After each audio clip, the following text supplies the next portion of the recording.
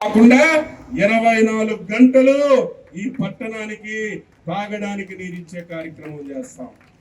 అదేదో సంవత్సరంన్నర అవుతుంది కదా, అంతవరకు కాశీబుగ్గ పలాస మున్సిపాలిటీలో ఆడవాళ్ళు వారానికి ఒకసారి నీరు వస్తుందని చూస్తున్నారు.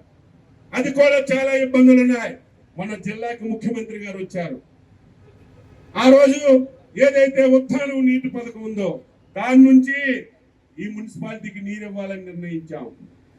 అదే ఇప్పుడు మన శశిభూషణ్ కుమార్ గారు దాన్ని కూడా మనందరి సమక్షంలో నీరు కట్టు పెట్టే సమస్య లేదు, వీలైనంత తొందరగా ఆ కార్యక్రమాన్ని పూర్తి చేసి ఆఫ్ షోర్ పూర్తయినంత వరకు ఈ కార్యక్రమం ద్వారా ఈ పట్టణానికి నీరిస్తామని ఈ సందర్భంగా తెలియజేస్తున్నాను. అదేవిధంగా టౌన్ లో రైల్వే బ్రిడ్జ్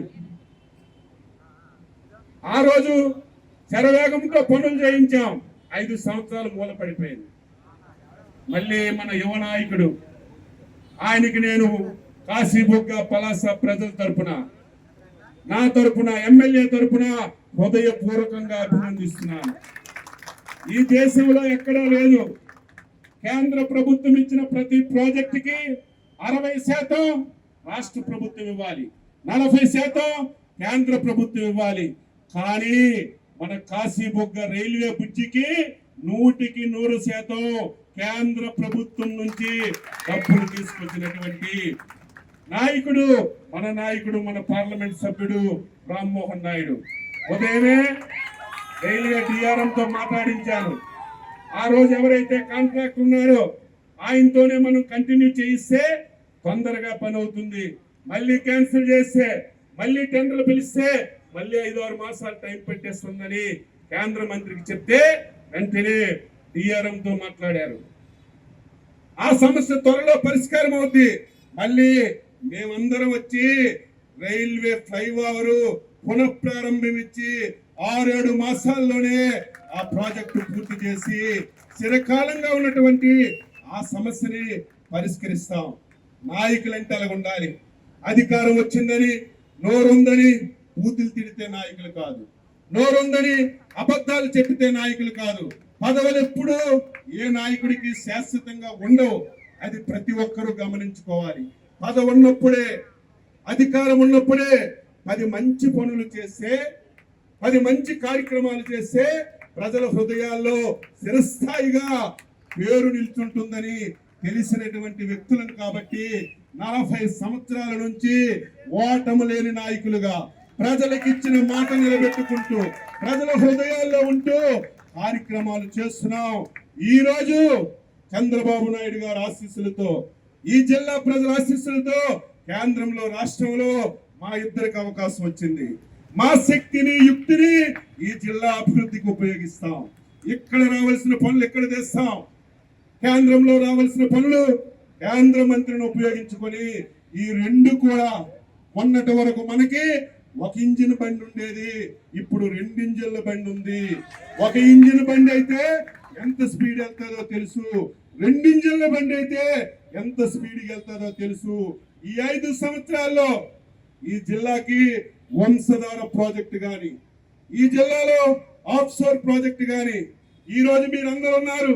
పనులు చేస్తే మీరు పొగడరు, పనులు చేస్తే చెప్పరు. 5 సంవత్సరాలు ఈ ప్రాంతానికి వంశధార నీరు వచ్చిందా? 1 ఎకరా పంట ఎప్పుడైనా పండిందా? మేము అధికారంలోకి వచ్చిన తర్వాత నెల రోజుల్లోనే పలాస కాశీబుగ్గకి వంశధార నీరు తెచ్చాం. పంటలు పండించారు, ధాన్యం అమ్ముకుని రైతులు ఆనందంగా ఉన్నారు. అది మీరు మర్చిపోతారు, అది కూడా చెప్పాలి. ప్రభుత్వం మంచి చేస్తే మీరందరూ కూడా దాన్ని అభినందించాలి, ప్రజల్లో దాని మీద కూడా చర్చించాలని ఈ సందర్భంగా అనుకుంటున్నారు.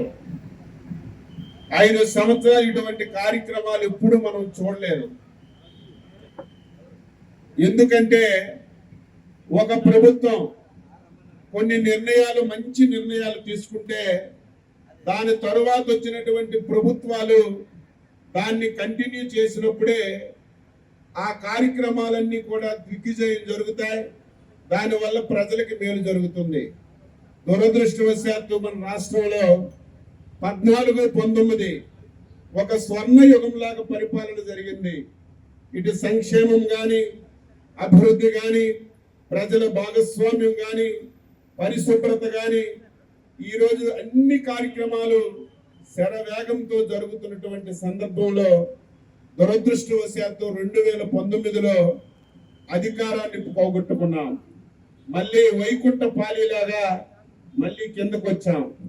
5 సంవత్సరాలు అందరూ కూడా మర్చిపోయారు, కార్యక్రమాలు కూడా మర్చిపోయారు, భాగస్వామ్యం అవ్వడం మర్చిపోయారు. మళ్ళీ ఆ కార్యక్రమాలన్నీ ఇప్పుడు ప్రారంభించి అందులో భాగ్యంగా అత్యంత ప్రాధాన్యత కలిగింది స్వచ్ఛ ఆంధ్ర కార్యక్రమం. స్వచ్ఛ ఆంధ్ర కార్యక్రమం ప్రభుత్వమో ముఖ్యమంత్రి అధికారులు చేస్తే ఈ కార్యక్రమం విజయవంతం జరగదు. ఈ కార్యక్రమంలో 100% ప్రజల భాగస్వామ్యం ఉంటేనే, ప్రజలకి కార్యక్రమం మీద అవగాహన కల్పిస్తే తప్ప ఈ కార్యక్రమం ఉపయోగపడదు. మేము అధికారంలోకి వచ్చేసరికి ఒక పాఠశాలకు వెళ్ళిన వరస్ట్ కండిషన్, ఒక ఆఫీస్కి వెళ్ళిన వరస్ట్ కండిషన్, ఏ రోడ్డు మీదకి వెళ్ళినా వరస్ట్ కండిషన్, డ్రైన్లు క్లియర్ చేసిన సందర్భాలు లేవు. ఒక పంచాయతీకి వెళ్ళినా, ఒక మున్సిపాలిటీకి వెళ్ళినా ఊరు ముందు చెత్తతో అత్యంత దారుణంగా గ్రామాలు, పట్టణాలు తయారయ్యాయి. దీన్ని మనం అధిగమించాలంటే, దీని నుంచి మనం మళ్ళీ స్వచ్ఛత సంపాదించాలంటే ప్రజల్లో అవేర్నెస్ తీసుకురావాలి. అవేర్నెస్ అంటే ఏదో 5 నిమిషాలు 10 నిమిషాలు వచ్చి 4 సీపుళ్ళు పట్టుకొని ఫోటో తీసుకొని వెళ్ళిపోతే దానివల్ల అవేర్నెస్ రాదు. అందుకే మన ముఖ్యమంత్రి గారు నెలలో 3వ శనివారం ఎవరికి ఏమీ పని లేదు, ఉద్యోగస్తులకు కూడా చెప్పాం, మీరు మీ ఆఫీస్కి వెళ్ళండి, ఏమీ పని చేయొద్దు, ఆ రోజు మాత్రం మీరు స్వచ్ఛ ఆంధ్రప్రదేశ్లో భాగంగా మీ ఆఫీసు, మీ పరిసరాలు, మీరుంటున్నటువంటి గ్రామాలన్నీ కూడా పరిశుభ్రంగా చేయమని స్పష్టంగా ఆదేశాలు ఇచ్చాం. పాఠశాలలో విద్యార్థులు కూడా బ్యాగులు కూడా పట్టుకెళ్ళక్కర్లేదు. ఆ రోజు వెళ్ళి పాఠశాలలో ఈ విషయాల మీదే దృష్టి పెట్టమని చెప్పాం. ఎందుకంటే ఇది ఒక ఉద్యమం రూపంలో తీసుకెళ్తే, దీని మీద ప్రజల అవగాహన కల్పిస్తే తప్పనిసరిగా విజయవంతం అవుతుంది. ఈరోజు చాలా గ్రామాల్లో చూసాం, ఇంటిలో చెత్తంతా తెచ్చి వీధిలో పడేస్తున్నారు. దీనివల్ల చాలా సమస్యలు వస్తున్నాయి. ఈరోజు మీరు ఒక్క పైసా ఖర్చు పెట్టవలసిన అవసరం లేదు. ఈరోజు బాధ్యతగా వ్యవహరిస్తే సరిపోతుంది. మేమే మీకు బాస్కెట్లు ఇస్తాం. మీ ఇంటిలో చెత్తని తడి చెత్త, పొడి చెత్తగా మీరే అక్కడికక్కడే రెడీ చేసుకుంటే మా ఆఫీసు నుంచి మీకు ఎవరైతే గ్రీన్ అంబాసిడర్స్ ఉన్నారో మీ ఇంటి ముందుకే వస్తారు. అది తీసుకొచ్చి ఇస్తే ఇదంతా కూడా ఒక దగ్గర కలెక్ట్ చేసి దాన్ని కూడా మళ్ళీ వేస్ట్ చేయకుండా అవసరాలకు ఉపయోగించుకునే విధంగా ముఖ్యమంత్రి నాయకత్వంలో ఈరోజు అన్ని కార్యక్రమాలు చేస్తున్నాం. ఈరోజు ప్రజాస్వామ్యంలో ఇన్ని సమస్యలు మనకి ఎందుకు వచ్చాయి? ప్రజాస్వామ్యం అనేక వ్యవస్థలు ఇచ్చింది.